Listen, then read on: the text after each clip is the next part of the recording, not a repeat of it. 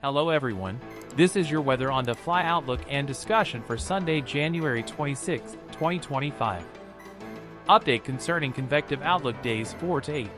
Valid for Wednesday, January 29th through Sunday, February 2nd, 2025. A mid-level low is forecast to move eastward across the desert southwest from Wednesday into Thursday.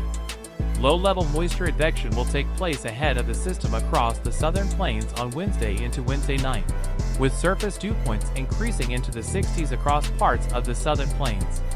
Scattered to numerous thunderstorms appear likely to develop across the western part of the moist sector Wednesday night across much of central and northern Texas, as large-scale ascent increases ahead of the approaching system. This, combined with increasing instability and strong deep layer shear along the western edge of the moist sector, should result in a severe threat late Wednesday night.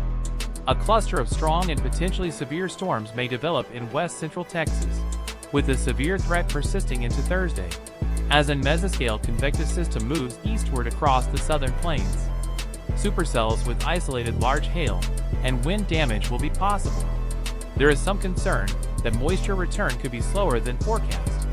However, the strength of the system could help to overcome instability concerns, and it appears a severe threat will be possible as the mid-level jet ejects northeastward into the southern plains from Wednesday night into Thursday. The mid-level trough is forecast to move across the southern plains on Friday, as a cold front advances eastward into the lower Mississippi Valley. On Saturday and Sunday, this front is forecast to move across the eastern U.S. Although thunderstorms will be possible along and ahead of the front, instability is forecast to be very weak, suggesting a severe threat will be unlikely. Be sure to share, like, and subscribe for the latest Storm Prediction Center outlooks.